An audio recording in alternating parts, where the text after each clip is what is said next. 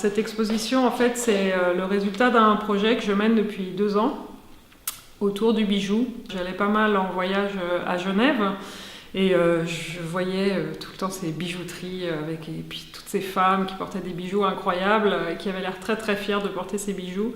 J'ai commencé à les peindre en fait, et au fur et à mesure que je les ai peints, j'ai remarqué, hormis toutes les fonctions que peut avoir un bijou, à la fois une fonction sociale, une fonction de pouvoir, une fonction même magique, je me suis aperçue que un des attraits principaux du bijou résidait dans son éclat. J'ai commencé à vouloir créer comme une sorte de petit cabinet de curiosité qui réunirait plusieurs objets qui ne sont pas des bijoux justement, mais qui sont autour du bijou et autour de cette notion de l'éclat.